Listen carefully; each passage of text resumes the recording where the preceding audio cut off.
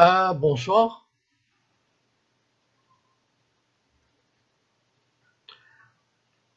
Bonsoir. Bon,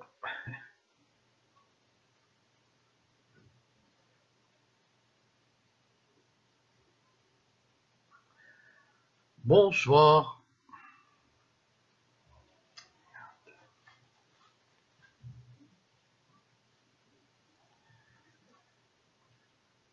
Ah, quand même. Amrouche, Borgi, Salam, vous êtes le premier. Bravo. Mohamed est le second. Ah oui, toujours premier. Bravo. Bon, alors on attend un peu de monde. Ken Ziafa, elle aime la vidéo. Ah ben c'est super. Johnny Dupont, bonsoir. Abou Naoufel, bonsoir. Je voulais vous demander, est-ce qu'il y a des gens qui n'arrivent pas à poster leurs commentaires? C'est ce qu'on m'a dit parce que j'ai dû changer de système de vidéo. Donc je suis sur un autre serveur, mais par contre, il y a des gens qui m'ont dit qu'ils ne peuvent pas placer leurs commentaires. Alors si c'est le cas, envoyez-moi, bonsoir Hassana, envoyez-moi je sais pas, un truc, sur message privé peut-être. Pas aujourd'hui, je le verrai pas tout de suite, mais plus tard, parce que alors là, il y a des commentaires qui passent là et des commentaires qui passent en dessous. Alors, je suis un petit peu perdu. Bon, est-ce que vous entendez bien? Bon, ben, je crois que tout le monde est content. Oui, oui, oui, oui. Bon, ben, il y a pas de protestation sur le son. Jazz, bonjour, Bachir Abbak. Oh, merci, c'est gentil. Bachir Abbak, c'est gentil. Bon, donc, on va attendre quelques secondes. Donc ce soir, je voulais parler de la Palestine. Bon, euh, Joël, merci. Le son est très correct. Merci Kenz, merci Yafa. Quel est le sujet, Monsieur Cohen? Alors le sujet, c'est la Palestine. Enfin, il y a eu quelques événements récents, très intéressants, et donc je pense que ça sera bien. Je vous demanderai comment dire, de garder vos commentaires sur le sujet, comme ça on essaiera de. Euh, bonsoir Maya, voilà.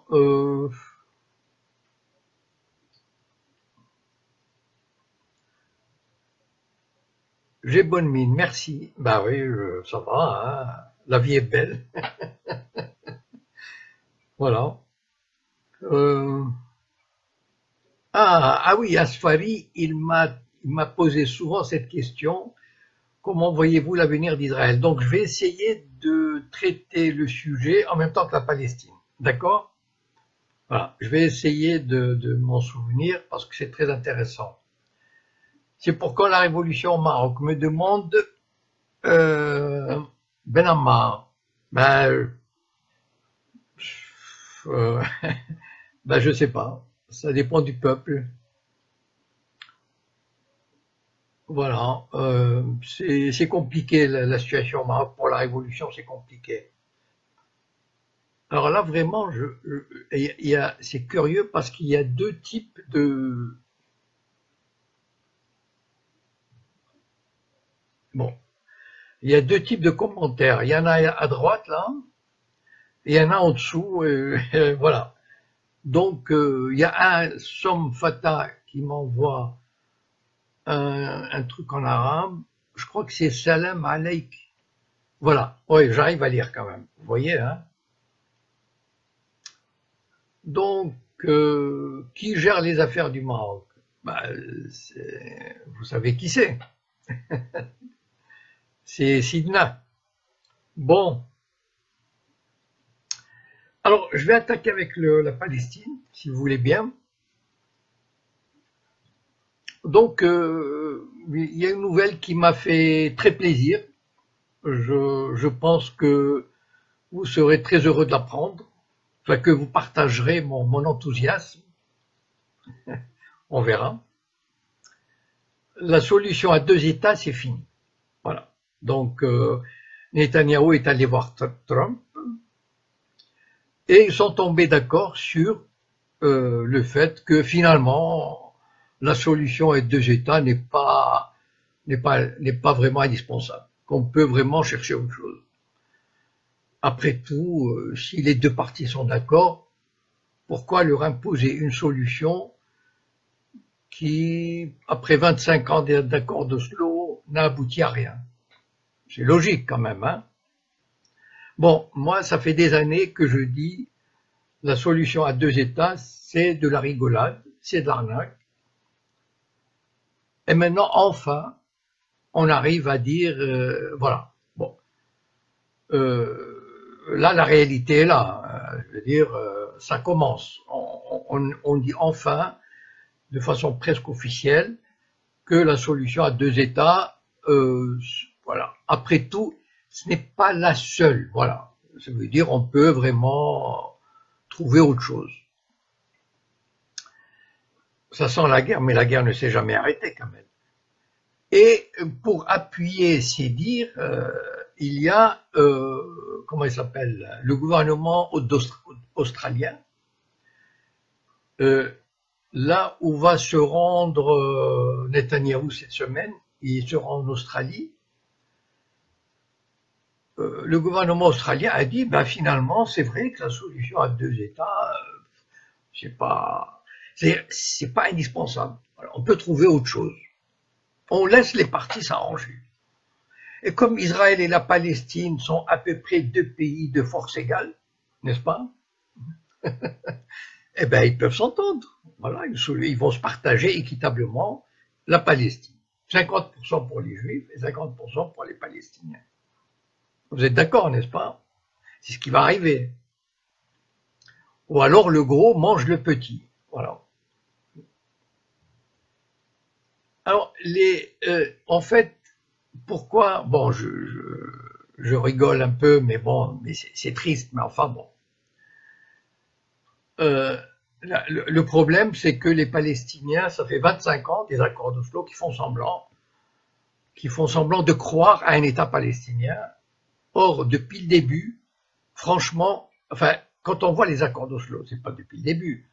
Les accords d'Oslo, c'est quoi? Les accords d'Oslo, Arafat a donné 60% de la Cisjordanie, enfin, de ce qui restait de la Cisjordanie, il l'a donné à Israël. C'est-à-dire, 60% de la Cisjordanie, c'est la zone C. Ça veut dire sous contrôle total d'Israël. Voilà. Souveraineté totale. C'est dans les accords d'Oslo. Et 30%, c'est souveraineté partagée.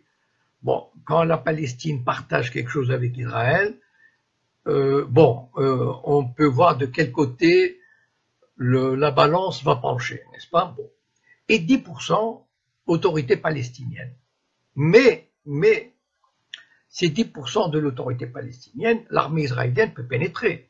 L'armée israélienne pénètre dans les zones sous souveraineté palestinienne. Il n'y a aucune raison de se gêner, hein, puisqu'il y a des terroristes qui s'y cachent. Et donc, on n'a pas l'air d'accord ni sur les forces égales. Bon, et donc il pénètre à Jenin, il pénètre à Naplouse, il pénètre à Hébron, bon, sans aucun souci. Et d'ailleurs, les forces de sécurité palestiniennes les aident, les protègent.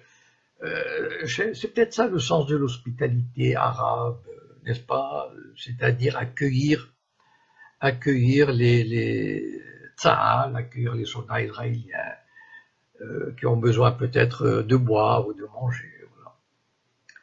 Et donc, dans les accords d'Oslo, il y avait le ver était dans le fruit, comme on dit, c'est-à-dire Israël a tout pris et la Palestine n'a rien obtenu. Ça veut dire il n'y a rien sur l'indépendance de la Palestine, il n'y a rien sur les frontières, il n'y a rien sur la capitale, sur Jérusalem.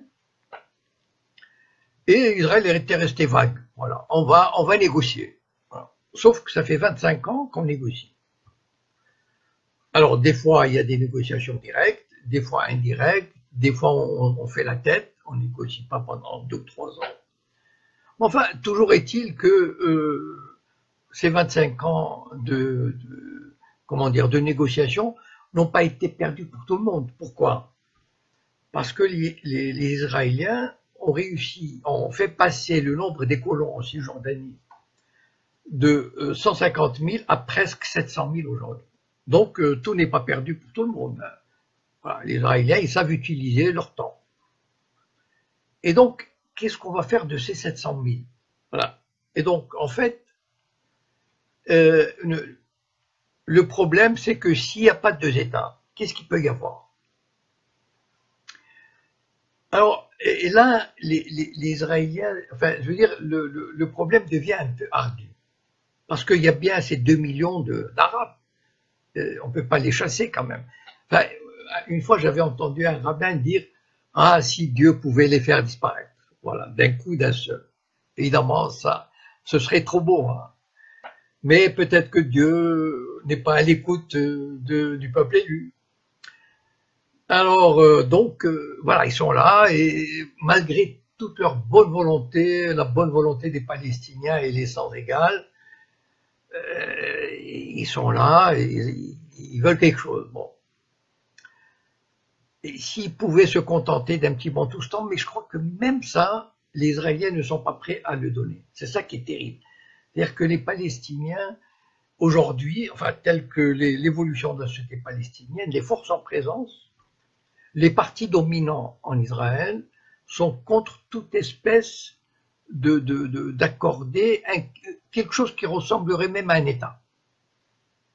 Alors, Avigdor Lieberman a une solution qui est très intéressante, enfin, je vais vous la dire.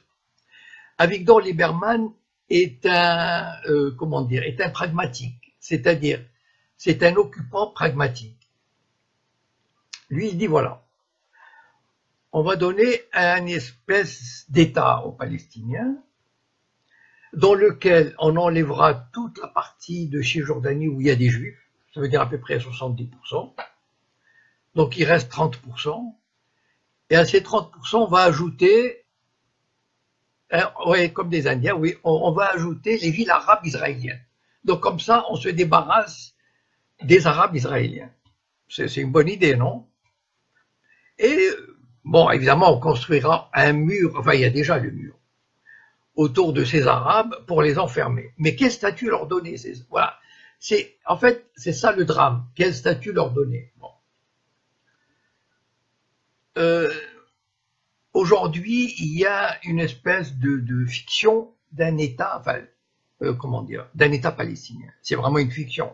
C'est-à-dire, il y a un président, il y a un parlement, il y a un premier ministre, il y a des ministres avec des cabinets. Vous savez qu'il y a presque 110 ambassades palestiniennes dans le monde, plus qu'Israël. C'est extraordinaire. Et ça, c'est l'Europe qui paye. Bon, tout ça pour entretenir cette illusion qu'il y a un État, qui peut y avoir, enfin, qu'il y a quelque chose, voilà, sur laquelle on construit. Mais en fait, comment dire, les Israéliens sont piégés. C'est ça le truc. Parce que d'un côté, ils voudraient faire main basse sur la Cisjordanie, enfin, main basse, c'est-à-dire totalement, voilà. Et quand je dis que Netanyahou est un modéré, et les gens n'y croient pas, je leur dis attendez de voir Naftali Bennett ou Avigdor Lieberman. Eux, ils veulent déjà annexer les grandes villes, etc. Bon. Et donc, finalement, les Israéliens sont pris au piège. Parce que d'un côté, ils se rendent compte, et ça beaucoup d'Israéliens lucides le disent, ils se rendent compte qu'en gardant ces 2 millions d'Arabes, il y a le verre est dans le fruit. C'est-à-dire, qu'est-ce qu'on en fait? Des prisonniers, des sous-hommes, des gens apatrides. Mouchkil. Bon. Et donc, mais en fait, la tendance en Israël, c'est de ne rien lâcher de la terre sacrée de Palestine, enfin d'Israël. Je ne sais pas si vous avez, si quelques-uns d'entre vous connaissent la... Oui, je sais qu'il doit y avoir un problème de commentaires parce que ça fait un moment que c'est bloqué et j'ai l'impression qu'il y a beaucoup de gens, d'internautes qui essayent de taper leurs commentaires et ils n'y arrivent pas. Je ne sais pas pourquoi, si quelqu'un connaît la solution à ça, parce que ça fait maintenant presque 3 ou 4 minutes que que je ne vois aucun commentaire nouveau. Donc, il y a un blocage quelque part. Il faudrait que je regarde ça avec un spécialiste. Vous savez que, bon, les sionistes sont très intelligents, cyniquement intelligents. Ils ont le génie du mal, mais ils savent y faire. Voilà, ils viennent pas comme avec leur tank, ils prennent tout et ils disent on a tout pris. Ils font ça petit à petit, ils grignotent, voilà. Jusqu'à ce que la situation, ce qu'on appelle la politique des faits accomplis. Mais leur soif de cette terre, leur désir de cette terre, c'est quasiment hystérique aujourd'hui. Vous savez, les Israéliens ont inventé cette dichotomie, ça veut dire ils disent il y a des colonies légales et des colonies illégales. C'est magnifique quand même. Alors les colonies légales, on leur apporte l'électricité, ils sont aidés, etc. Il y a quand même, en passant, il y a quand même 3 villes qui ont plus de 30 000 habitants chacune sur le territoire de Cisjordanie. Ma'ale Adumim, Ariel et une autre, j'ai oublié. Sans compter les villes qui sont à l'est de Jérusalem, il y a déjà 200 000 colons. Donc pour eux, ça fait partie d'Israël. Ils disent toujours, s'il y a un accord, ça fait partie ça fera partie de notre Israël. Mais il y a des colonies illégales. Ça veut dire il y a des jeunes qui vont sur une colline et ils construisent des baraques. Et là, le gouvernement est coincé. Ça veut dire il n'ose pas toujours. Le gouvernement sioniste, l'entité sioniste, si vous voulez, ne veut pas braquer la communauté internationale de façon claire, franche. Donc, il grignote, et la communauté internationale, chaque fois qu'il y a 1000 logements, 2000 logements, il dit c'est pas bien, c'est un obstacle à la paix, mais ça continue. Et là, il y a eu cette affaire d'Amona, une soi-disant colonie illégale, c'est-à-dire quelques baraques sur une colline, qui était sur un terrain privé palestinien. La Cour suprême a jugé illégale cette situation et a ordonné qu'on rende ce terrain aux Palestiniens. Alors, je vais vous dire, quand un tribunal israélien juge sur la Palestine, par exemple, ils veulent détruire une maison. Ça prend, vous savez, on donne 30 minutes aux Palestiniens pour sortir ce qu'ils ont de plus précieux. Et après, le bulldozer est là, il fonce. Et si vous êtes à l'intérieur, ben, tant pis pour vous. À Mona, la Cour suprême a décidé que c'était illégal et qu'il fallait la rendre. Il y a 20 ans. D'accord? Ça fait 20 ans qu'ils discutent. Et patati, et patati. Et est venu le temps où il a fallu, il y a quelques semaines, il a fallu déloger les habitants. Ça a été un drame national en Israël. Ils ont 700 000 colons. Ils veulent déplacer 40 familles. Et ça, c'est un drame national. C'est-à-dire, les sionistes se disent comment? On a rendu un bout de terre de notre Israël historique, de la terre que Dieu nous a donnée. Enfin, c'est vraiment un drame. Alors, imaginez un petit bout de terre avec 30 ou 40 logements. Qu'est-ce qui va se passer avec le reste? Le drame, c'est que les Palestiniens jouent ce jeu-là. C'est ça qui est terrible. C'est-à-dire, ils font semblant et croient ils font semblant de croire qu'ils vont avoir un État. Ils exigent même le retour aux frontières de juin 67 et l'est de Jérusalem. Enfin, ils ont de l'humour, non? Enfin, je veux dire, c'est de l'humour involontaire. Ils croient que c'est possible. Enfin bon. Pourquoi? Parce que ils sont graissés. Voilà. C'est les gars de l'autorité palestinienne, ça veut dire les quelques milliers qui sont à la tête, ce que j'appelle moi la nomenclatura palestinienne, et ils reçoivent des centaines de millions de dollars, juste pour qu'ils ferment leur gueule et qu'ils jouent le jeu d'Israël, ça veut dire de la négociation qui ne mène à rien, qui ne mène qu'à laisser Israël mettre la main sur toute la Cisjordanie. Et donc, je reviens à la question qui est comment je vois l'avenir d'Israël. Et ça, c'est intéressant. De monsieur, enfin, j'ai oublié son nom, ben, je le vois plus. Bon. Parce que tout à l'heure, j'ai dit, il y a un dilemme. Parce que Israël se veut un État juif. Voilà. Ethniquement pur. Pourquoi ils ont fait le nettoyage ethnique de 48? Parce qu'ils ont chassé 95% des Palestiniens, enfin je veux dire des gens innocents, des femmes, des enfants, ils les poussaient dans des camions et allez vite, au revoir la frontière, ou bien ils leur disaient de prendre la route sous la menace des mitraillettes, enfin c'était l'horreur. Et ils ont rasé tous les villages palestiniens. Et donc ils voulaient un État ethniquement pur. Sauf que en prenant la Cisjordanie, bon, ils sont agrandis, ils ont retrouvé des villes de la Bible, mais ils sont coincés. Que faire avec ces 2 ou 3 millions si on compte la Cisjordanie et Gaza? Et là, l'avenir d'Israël, il est incertain.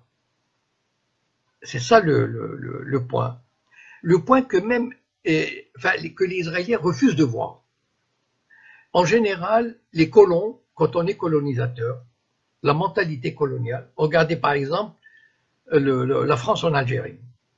Les Français en Algérie n'ont jamais voulu voir la réalité en face. Ça veut dire pour eux, c'était évident qu'on allait rester, puisqu'on est tellement fort et que les bougnoules ne peuvent pas nous faire bouger. Je vais essayer de répondre à la question de Kamel tout à l'heure. Et donc, ils n'ont rien vu venir. C'est-à-dire qu'ils n'ont rien vu. Et Albert Camus a écrit en 1939. Il leur a dit la situation est intenable, etc. Mais on ne veut pas voir. Voilà, c'est ça le drame. Le drame du colon, c'est qu'il est tellement imbu de sa puissance qu'il ne veut pas voir. Et donc, les Israéliens, aujourd'hui, en plus, non seulement ils sont forts là-bas, mais ils donnent des ordres à l'Amérique, ils donnent des ordres à la France, à l'Europe, à l'ONU. Et donc, ils ont l'impression qu'ils peuvent faire ce qu'ils veulent. Et ils font ce qu'ils veulent en réalité. C'est vrai que c'est pratiquement le seul pays au monde, même les États-Unis ne le font pas, je vous assure, c'est le seul pays au monde qui peut quasiment faire ce qu'il veut, en toute impunité. Voilà. Et seulement, ils savent que, enfin, il y a des choses qui ne se font pas aujourd'hui. C'est-à-dire, peut-être qu'ils doivent regretter, en 67, de ne pas avoir chassé les Palestiniens de Cisjordanie. Ça aurait réglé le problème. Mais voilà, c'était une guerre éclair. En fait, ils ont été surpris, enfin surpris. C'est-à-dire, ça leur est tombé comme ça. Vous savez, en 67, Ben Gurion, qui n'était pas au gouvernement, il leur a dit, après la guerre, il leur a dit, le mieux à faire, c'est de rendre tous les territoires et de garder uniquement Jérusalem. Et de rendre tout. Ça va nous mener dans des trucs très, très problématiques. Mais évidemment, il n'a pas été entendu. Il y a un grand auteur, un grand historien israélien qui avait dit à l'époque, en 67, tous les Israéliens, tous les partis politiques, même de gauche, ont été saisis par une frénésie mystique. Ils ont cru quasiment à l'arrivée du Messie.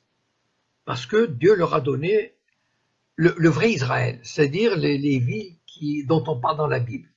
Naplouse, ça veut dire Shrem, Jenin, je ne sais pas comment il l'appelle. Bon, Hébron, évidemment, là où il y a le tombeau d'Abraham, etc. Donc, au début, ce qui a commencé par une, comment dire, par une blague, enfin, voilà, on est là, on ne sait pas quoi en faire. Et pendant presque 10 ans, il n'y a pas eu de colonisation au sens propre. Et c'est à partir de 78, avec l'arrivée du Likoud, qu'on a commencé à coloniser. Et encore pas encore de manière assez brutale. Et en fait, tout s'est joué en 1994. C'est-à-dire,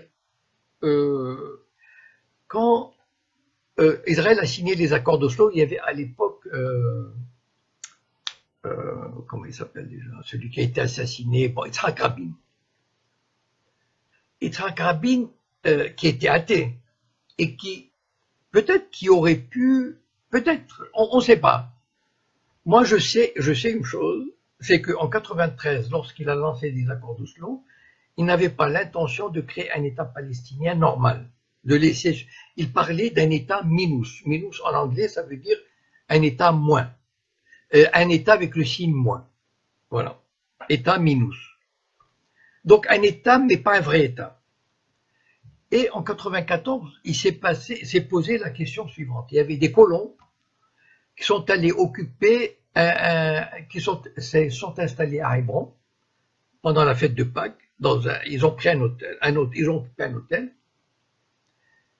Et là, la question était cruciale, c'est-à-dire, est-ce que Rabin allait les faire sortir en leur disant non, la solution c'est on va essayer de trouver une solution avec les Palestiniens et leur donner un État, ou en tout cas ce qui peut ressembler à un État. Et là, à ce moment-là, j'interdis toute nouvelle colonisation et je fais revenir ces colons rebelles, ou alors je laisse faire. Et il a laissé faire. Et c'est en fait, et pourquoi? Parce que il était athée, il était de gauche, tout ce que vous voulez, mais il était, comment dire, dans l'ADN du sionisme, il y a le côté juif, c'est-à-dire le côté de la race, le côté, c'est la réalisation du rêve sioniste, du rêve biblique. Vous savez, il y a quelqu'un qui avait dit une fois dans Facebook cette phrase qui est très drôle. Les sionistes croient à une terre que Dieu leur a, enfin, les sionistes athées croient que Dieu leur a donné une terre, comment, enfin bon, j'ai oublié, c'est-à-dire que il y a un Dieu auquel ils ne croient pas, mais qui leur a donné une terre et donc ils y croient. Voilà, enfin bon, c'est un peu, j'ai oublié la formule exacte. Il y a beaucoup d'Israéliens, parmi les plus lucides, des officiers supérieurs, des anciens chefs du renseignement, des politiciens. Par exemple, il y a un type qui s'appelle Ben Simon. Ben Simon, c'est un juif d'origine marocaine. Et c'est un journaliste à Haaretz. Il a été député du Parti travailliste. Il a à peu près maintenant, il a dépassé la soixantaine. Donc c'est quelqu'un qui est vachement lucide. Et des fois, il passe dans les radios juives de Paris. Et ce type-là, il est, comment dire, quand il parle de la situation actuelle, c'est un sioniste dans l'âme. Sioniste, ça veut dire quoi? Une fois, je vous ai dit, un sioniste, qu'il soit de gauche ou de droite, c'est quelqu'un qui croit dans un État juif. Voilà. Il veut la réalisation d'un État juif, c'est-à-dire d'un État purement ethnique. Voilà. Où s'il y a une petite minorité arabe, bon, mais on essaye de la contenir ou de la décourager. Vous savez qu'il y a par exemple beaucoup d'étudiants arabes qui quittent parce qu'ils font des études universitaires et ils se rendent compte que leur place n'est pas en Israël. On leur fait, vous savez, les sionistes sont très malins. Ils leur mettent des bâtons dans les roues, etc. Donc, alors le gars se dit bon, je vais m'exiler, voilà. Et donc, bon, mais en même temps, il y a quand même cette minorité. Donc, ils veulent un État juif. Et Ben Simon, il est, enfin, je veux dire, c'est quelqu'un quand même qui est dans les hautes sphères de la politique, etc. Pour lui, c'est dramatique pour lui la situation actuelle. parce qu'il sait qu'on s'enfonce dans un truc sans retour, c'est-à-dire dans une occupation sans retour. Et donc, Israël est coincé. Israël aujourd'hui, les Israéliens se croient très forts, très malins, etc. Mais il y a d'abord, on ne sait jamais ce qui peut se passer autour des pays, dans les pays arabes autour. Les peuples arabes, malgré tout, malgré leurs soi-disant dirigeants corrompus et pourris, les peuples ils ont la corde sensible. Aujourd'hui, ils courbent les chines. Ok, mais demain, c'est-à-dire dans 5 ans, dans 10 ans, etc. L'Europe, vous savez, en Allemagne par exemple, il y a un dirigeant de l'AfD, l'AfD c'est le parti entre guillemets populiste, qui a fait une sortie il y a quelques jours, mais vraiment fracassante. Il a dit, il y en a marre de la Shoah, il y en a marre de parler tout le temps de repentance, ça suffit, c'est ça passé il y a 70 ans, ce mémorial qu'on a construit à Berlin, c'est vraiment une soumission intolérable. Et, bon, voilà. Bon, évidemment, on l'a prié de quitter l'AfD. Bon.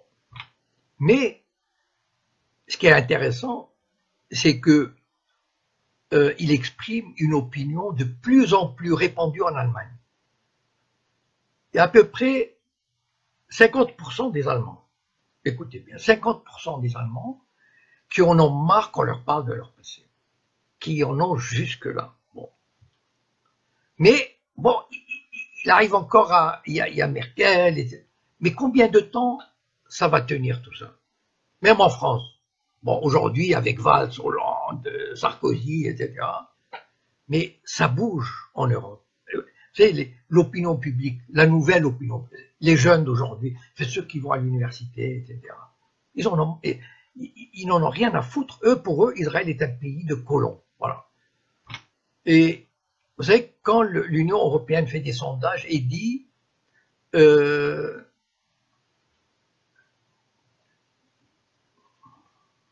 j'ai pas très bien compris la question de Tarek. Pensez-vous que la solution d'un État palestinien sur mesure en dehors des frontières de 67 arranger l'installation? Ah oui, non, non, enfin, je ne sais pas à quoi vous faites allusion. Enfin, je vais revenir vers vous parce que c'est très intéressant la question. Et donc, en fait, l'Europe est en train de... Enfin, le courant est en train de changer. Vous savez, en histoire, dans l'histoire de l'humanité, les changements, ça met du temps. On ne change pas du jour au lendemain. Mais le changement est là. Et il s'installe dans les esprits, etc. Et là, Tarek Laïch me rappelle, il ne le dit pas, mais, enfin, peut-être qu'il le pense, je ne sais pas. Mais il y a une solution dont les sionistes rêvent. C'est qu'ils disent, mais vous savez, la Palestine, il y a déjà un État palestinien. Ah ben il est en Jordanie. Puisque 80% des Jordaniens sont palestiniens. Et donc, on n'a qu'à construire une Palestine là-bas, enfin un État palestinien. C'est une solution aussi qui caresse. Mais bon, je crois que tout ça, c'est... En fait, le problème d'Israël, c'est cette minorité qui est là et dont ils ne savent pas comment se débarrasser. Vous savez, moi, ce qui me fait mal au cœur, ce qui m'attriste le plus, c'est que je sais que les Palestiniens, l'autorité palestinienne, ont une arme extraordinaire entre leurs mains. Ils le savent, mais ils ont la trouille de l'utiliser. Et c'est ça qui est dramatique. Cette arme, c'est de dénoncer les accords d'Oslo et dire, bon, il n'y a plus d'autorité palestinienne, prenez tout. Ils disent aux Israéliens, prenez tout, occupez tout, assurez vous-même la sécurité, arrêtez qui vous voulez, redevenez l'occupant. Voilà. Et ça, c'est la trouille d'Israël, c'est la trouille de l'Amérique, c'est la trouille de l'Europe. C'est leur plus grande trouille.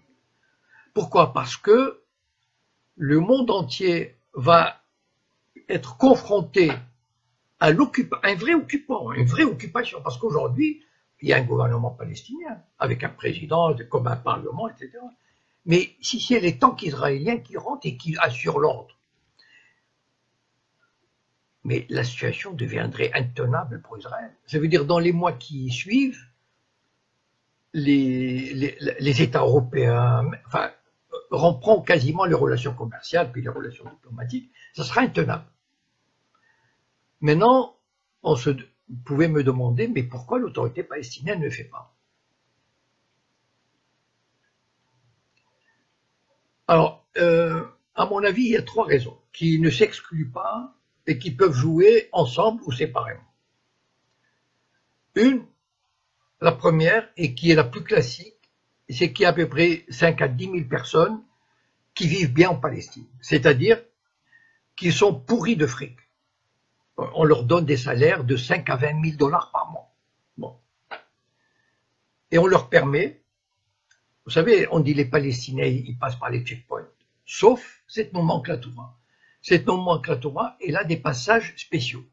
Ils arrivent, on les salue, ils montrent leur carte délivrée par l'occupant sioniste et ils passent. Ils passent, ils vont à l'aéroport, ils vont en Jordanie normalement, leurs enfants étudient à l'étranger, quand ils reviennent, ils n'ont aucun problème de visa, parce que un Palestinien normal, entre guillemets, du peuple, lorsqu'il va étudier, mettons, il a une bourse à Bucarest ou à Moscou, etc. Bon, il va étudier. Quand il revient, les Israéliens peuvent lui dire « Oula, vous êtes resté absent 4 ans, ah ben votre statut de citoyen de Palestine en Cisjordanie n'est plus valable. Ah bon, non, vous n'êtes plus accepté. » C'est terrible, enfin je veux dire, de se voir comme ça, refoulé de sa propre terre, de sa propre maison. Et il y a l'occupant sioniste instaure un sentiment d'insécurité terrible. Mais pour cette nomenclatura, ils ont tout. Vous savez, j'ai assisté, par exemple, il y a 1 an ou 2, à un cadre de cette nomenclatura qui est venu faire une conférence à Sciences Po. C'est hallucinant. Ce type, il a une bourse, il vient étudier, enfin, c'est un mec de 40 ans, enfin, bon, un cadre. Et évidemment, il nous fait sa petite chanson sur nous n'abandonnerons jamais nos droits. Enfin, c'est une comédie. Il joue la comédie. Voilà. Donc, il y a quelques milliers de Palestiniens qui sont achetés. Bon, ça, vous savez, c'est classique dans le monde. Hein. La deuxième raison, pourquoi l'autorité palestinienne n'ose pas, enfin en tout cas les dirigeants palestiniens n'osent pas recourir à cette solution radicale, qui mettrait Israël devant ses responsabilités et mettrait Israël devant d'énormes difficultés, c'est que les dirigeants palestiniens, ils savent qu'Israël a des dossiers sur eux. Des dossiers d'ordre sexuel, d'ordre économique ou financier, toutes sortes de dossiers. Voilà. Et je vais vous donner un exemple. Mahmoud Abbas a écrit une thèse de doctorat dans les années 70 que les Israéliens considèrent comme une thèse négationniste. Bon, moi je ne peux pas juger, mais bon, il a dû dire une ou deux phrases sur la Shoah. Enfin bon, peut-être, je ne sais pas.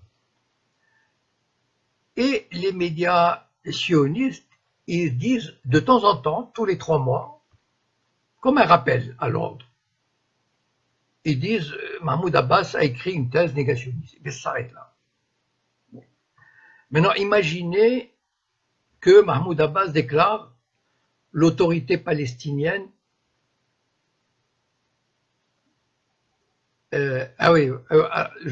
Bon, peut-être, enfin, je ne sais pas si j'aurai le temps de répondre à Dina Rafida. Bon.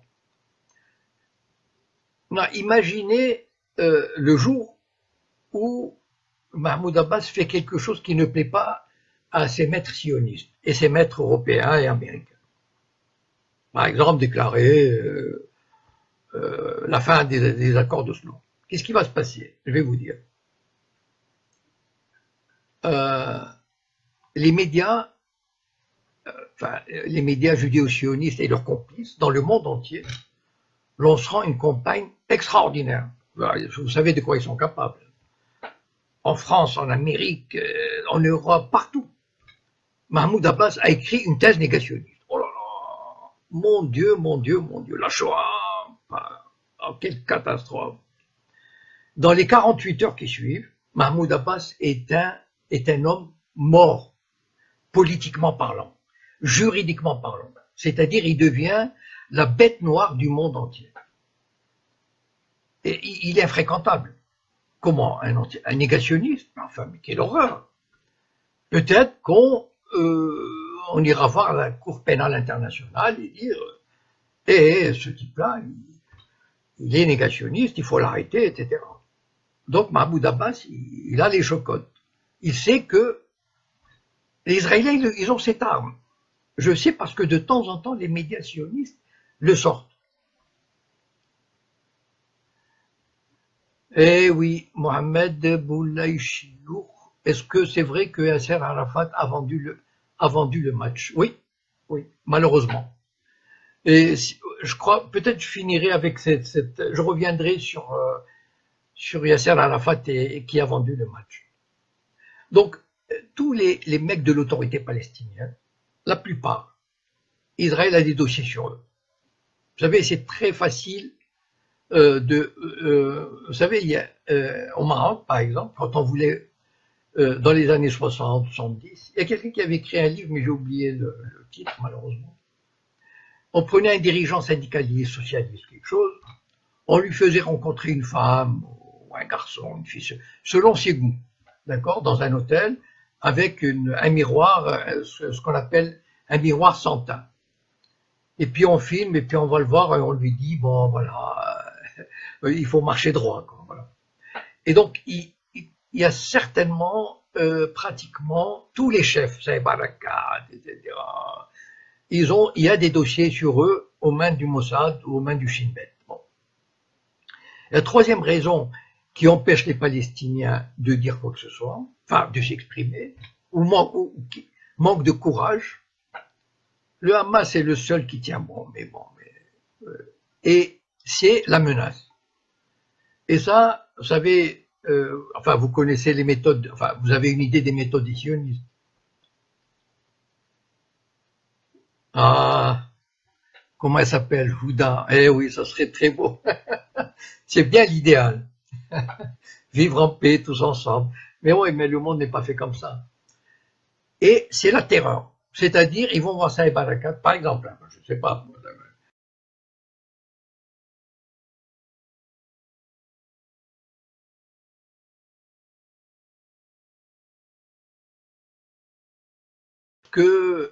voilà. Et ils vont lui dire, voilà, vous avez un fils qui habite à Washington avec 2 enfants, vous savez, on connaît leur adresse, ils vont à telle école, vous savez, un accident est si vite arrivé, etc. Enfin, ils peuvent utiliser, vous savez, comment ça se fait? Posez-vous la question. Pourquoi Mahmoud Abbas, il dispose de des avions privés qui l'emmènent à Washington, etc. Il dispose de centaines de millions, et ça est Barakat, etc.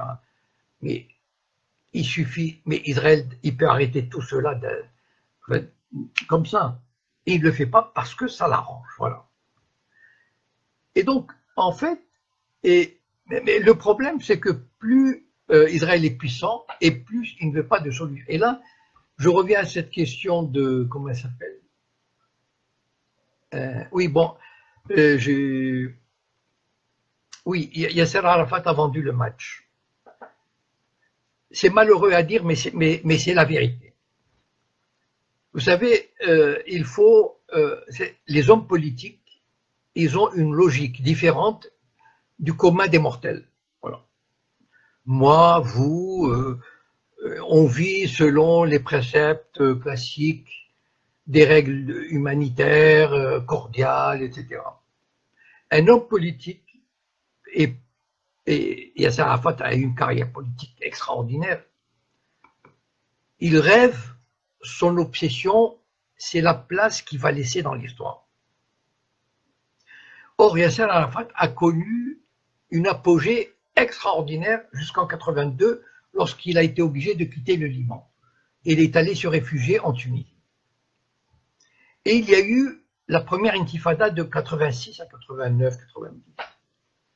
Et Yasser Arafat n'y était pour rien. Il était totalement isolé. Vous savez, quelqu'un qui allait à l'ONU, qui brandissait le revolver, etc., qui était reçu dans les capitales. Et tout d'un coup, il n'était rien. Et les Palestiniens, les jeunes qui se soulevaient en Cisjordanie à Gaza, ils ne se réclamaient pas de Yasser Arafat. Et pour eux, c'était quelqu'un de totalement disparu. Il n'était pas là pour mener la guerre. Qui menait le combat? Barghouti et d'autres. Bon. Et l'intelligence de Rabin, et c'est encore une fois l'intelligence cynique des sionistes. Je me souviens qu'un ambassadeur israélien qui s'appelle Yehuda Lampri, qui était ambassadeur d'Israël en France, qui est d'origine marocaine, je l'ai entendu de mes propres oreilles. Il avait dit ceci: Rabin a eu, comment dire, le génie, au lieu de négocier avec Barghouti, parce qu'il voulait négocier. Il ne faut pas oublier une chose, c'est que l'image d'Israël à l'époque était désastreuse, était catastrophique. Imaginez un pays, mais d'une violence inouïe contre le peuple palestinien, etc. Et donc Rabin, il a eu cette idée géniale, il a dit, voilà, on va faire une espèce d'accord, mais on va le faire avec Arafat. Et il a dit cette phrase: on va sortir Arafat de son trou, et il va faire ce qu'on lui dira de faire. Et Arafat était tellement heureux de revenir sous les projecteurs. Il allait enfin rejouer un rôle dans l'histoire. Il a tout accepté. Il a accepté de céder 60% de la Cisjordanie à Israël, sous souveraineté israélienne totale. Il n'a rien réclamé pour Jérusalem, pour l'indépendance, aucun échéancier, rien. Juste, il voulait revenir sous les projecteurs. Voilà, malheureusement, la réalité est là. Et tout le drame de la Palestine s'est joué là. Voilà. Et voilà, c'est terrible à dire, mais c'est comme ça. Voilà. Et donc, voilà, en fait, moi je pense à un moment donné, Israël sera, je ne sais pas comment ça viendra, mais ça viendra dans la violence, ça c'est sûr. Hein. Ça veut dire que ça sera pas une partie de plaisir, contrairement à ce qu'a dit une correspondante tout à l'heure. Malheureusement, tout le monde ne peut pas. Alors, Houdin, elle me dit, si c'est à moi, je fais tout le monde. Oui, si vous voulez traduire en arabe, il n'y a pas de ça. Au contraire, c'est très bien, parce que j'aimerais que mon discours soit répercuté dans les zones où c'est important pour eux. Et, quelque part, et Israël ne peut pas, j'ai déjà expliqué pourquoi Israël ne peut pas faire la paix, pour des raisons internes, et pour des raisons internes à cause des tensions internes, et pour des raisons externes, c'est-à-dire qu'Israël n'a pas encore réalisé tous ses objectifs. Israël rêve d'annexer la rive orientale du Jourdain. Et un jour ou l'autre, enfin, c'est son rêve, il faut qu'il le fasse. Bon. Donc il attend le moment favorable.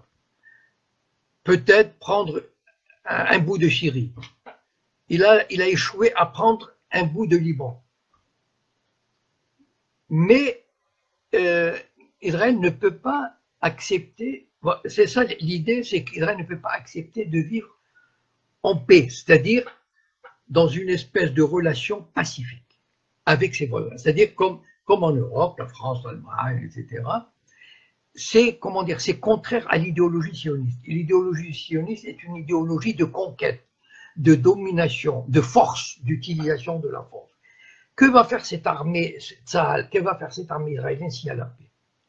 Elle va perdre de sa raison d'être.